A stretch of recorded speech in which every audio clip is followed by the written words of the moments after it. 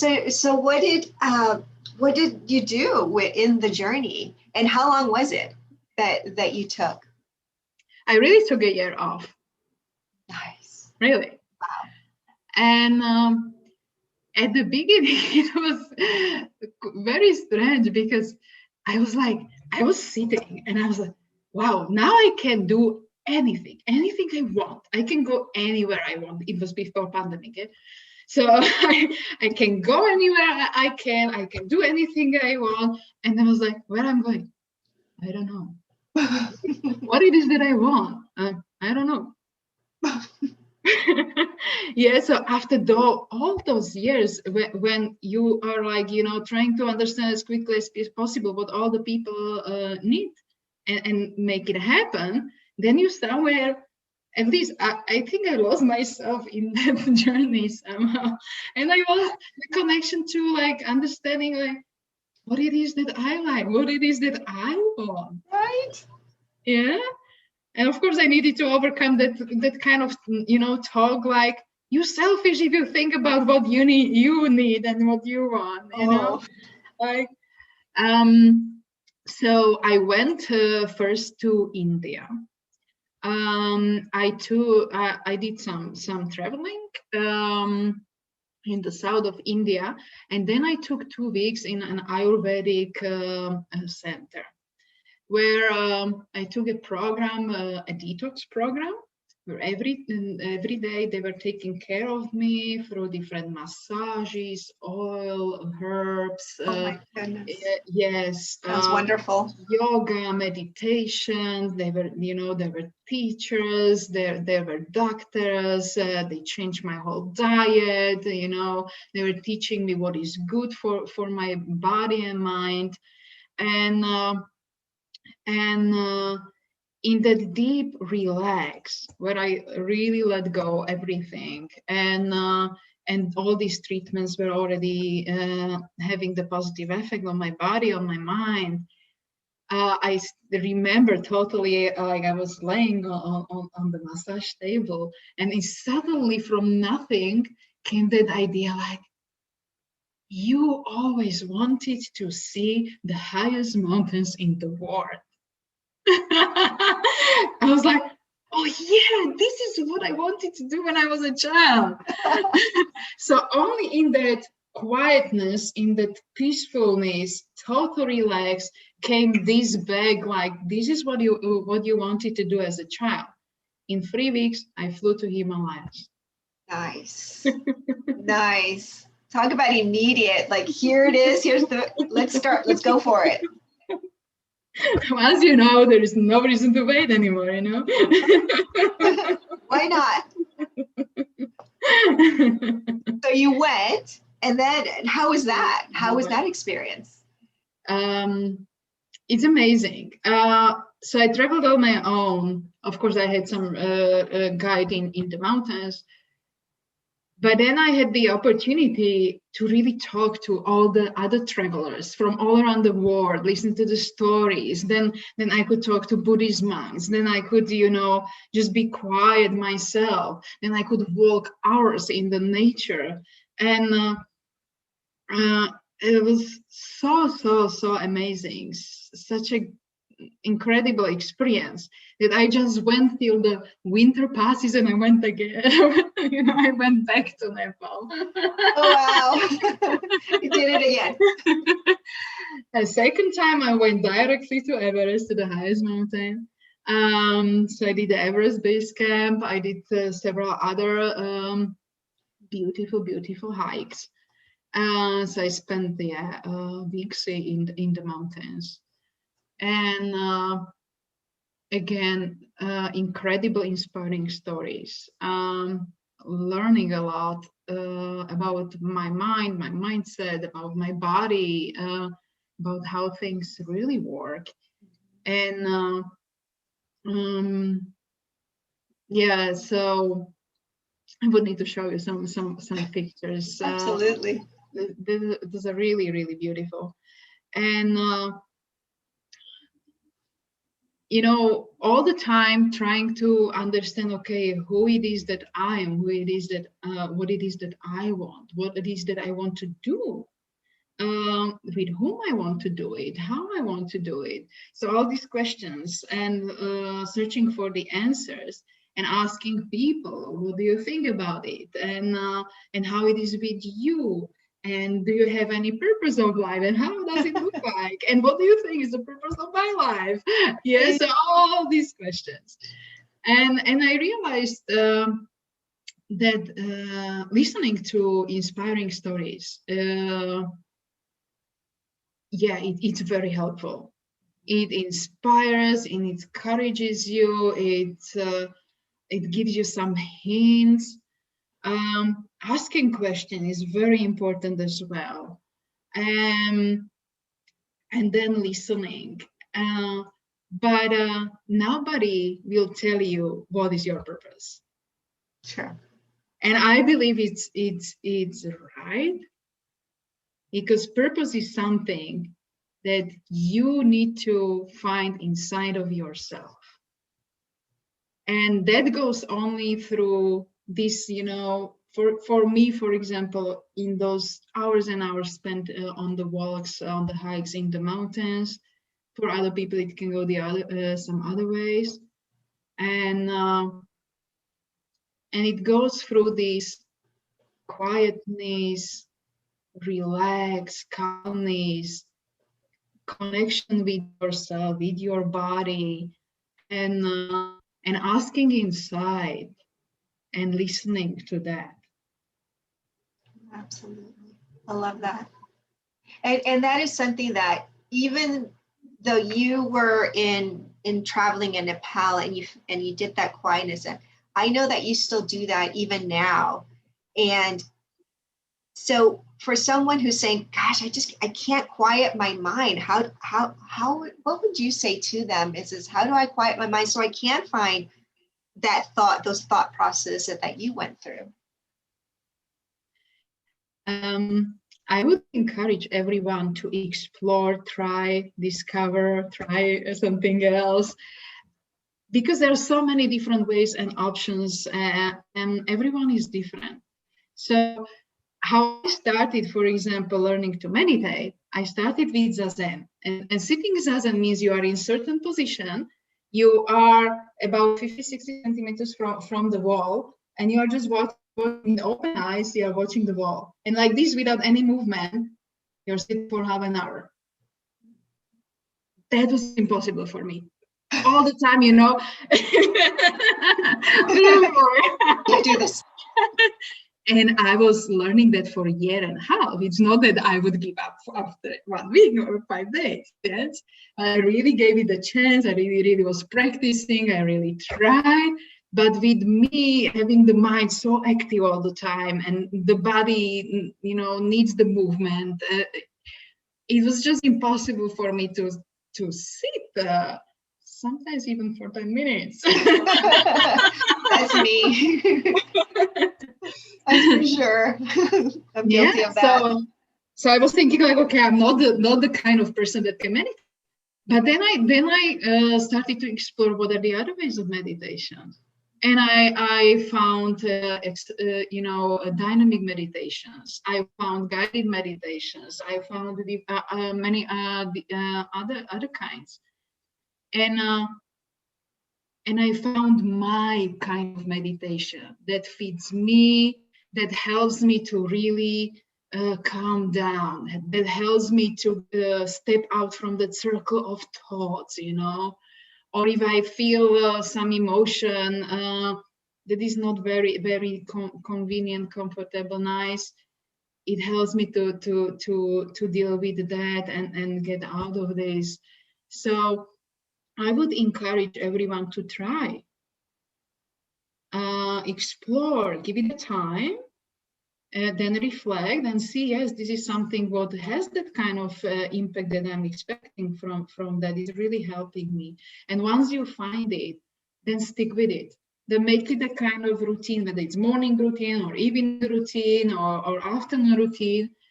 But and doesn't need hours. You know, it's just several minutes per day, but doing that. For example, I have morning routine. So when I wake up, one of the first things that I do, I sit and I meditate, and I do it every morning, and it sets me for the day.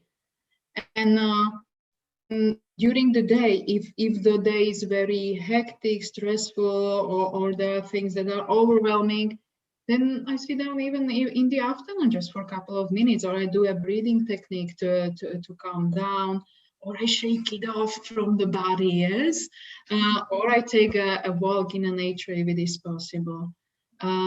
So having these kind of things that fit me, that fit you, and having at least one thing that you do regularly every day for a few minutes for you, and you know, defining it. Yeah, this is the time for me. Yes. Yes. Yes. Everything else, I will deal with it after this. I don't know, 5-10 minutes for me. Absolutely. It's that protected time that we have to have and how we use it. And I'm so glad that you said that you tried that certain meditation for over a year and some of it didn't work. And I know I've had to do a variety of different ones of experimenting and figuring out what really works for me. Yeah. And so, yeah, it is that for sure. So you had, so part of your journey was that you went on this trip. And so what would be a couple of things that you would recommend if someone would say, you know what, I want to do that. I want to be able to do this. I have the ability to do this. I'm going.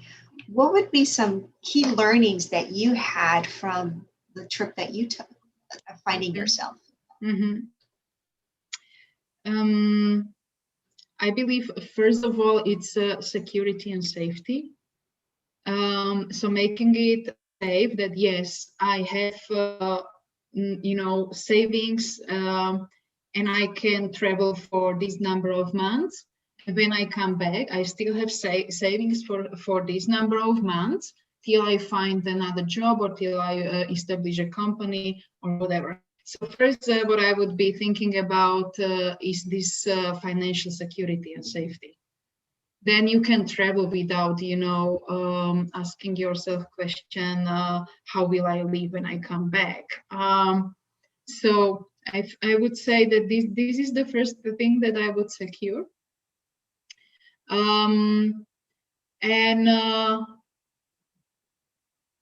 Yeah, going for something that you always dreamed of, you always wanted to do. It's your trip, it's your time, it's something that you should really enjoy. Yes. And take it as much as possible out of that. Like today, I know that winter that I came back from Nepal, because it was winter in Nepal, so you couldn't really hike. But in Nepal, there are so many other parts. There is even jungle in Nepal, where you know. Now I think like I could spend the winter there as well, just doing different kind of activities. Yes, so looking at that like, okay, if I give myself 1 year for traveling, then let's fill it with traveling and relaxed time and spend the time really abroad rather than coming back home, unless it's really necessary, yeah, for family reasons or anything else. So then use it fully, enjoy it, and open up yourself to new opportunities, new experience, meeting new people, talking, sharing, and learning new things.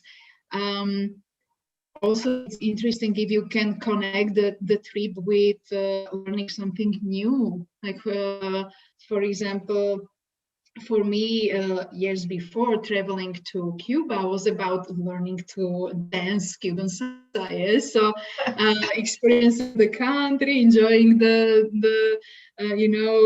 beach, meeting the local people, but it was also about learning this kind of dance.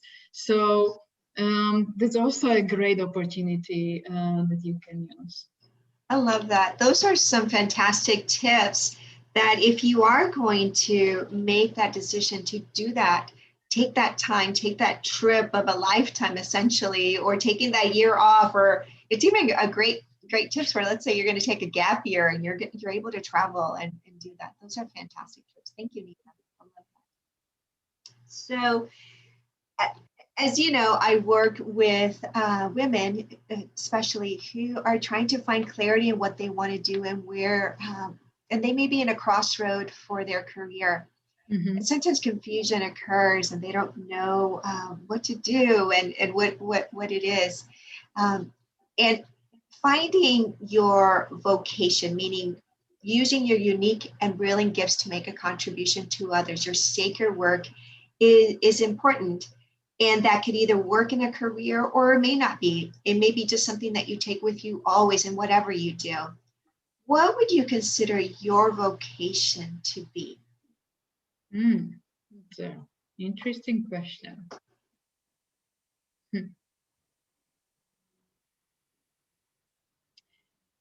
Yeah, my vocation, and using my gifts and talents that somehow goes together for me.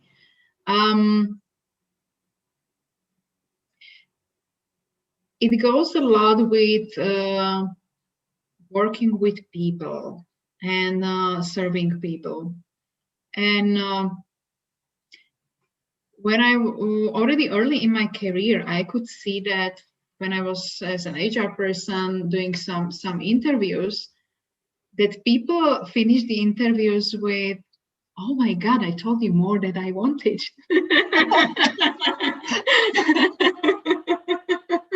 Yes. And I was like, "Oh, that's great. Thank you so much." And later, I realized that it's not only about being experienced recruiter or having good interviewing skills, but there is something else inside of that I later started to use when I'm coaching people or when I'm facilitating a workshop for a group of people.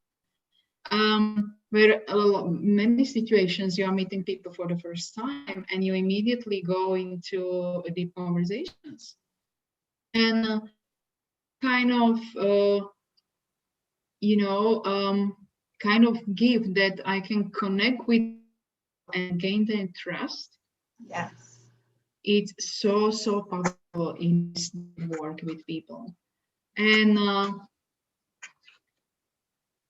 it's very helpful for any clients that I'm working with because they are dancing around something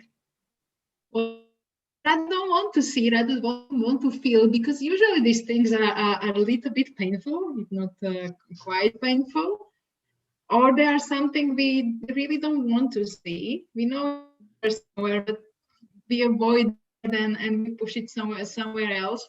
But on the other hand, these hidden things or things we don't want to see, don't want to experience, are blocking us from success, from making next step, from seeing new opportunities. So with this trust, people can open up. They can open up quicker. And even if they are dancing, I can take them and let them see what needs to be seen and pay attention to that, take care of it.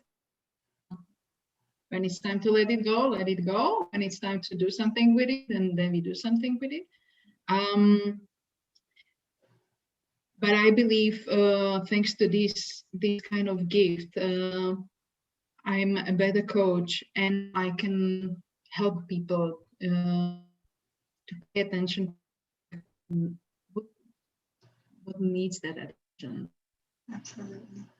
Well, I could definitely attest to Nina's definitely your vocation, your skill. Nina has coached me, I think it's over a year now, more than a year. And I am one who's one who keeps things very tight and close to myself and very private. But Nina has definitely brought things out in me that have been really good for me to bring out and process. And you have this beautiful way of you to bring out that what we don't want to share, but that we need to work through. And the trust is definitely there. So I absolutely could attest to you having that wonderful skill there for you. Thank you. Absolutely.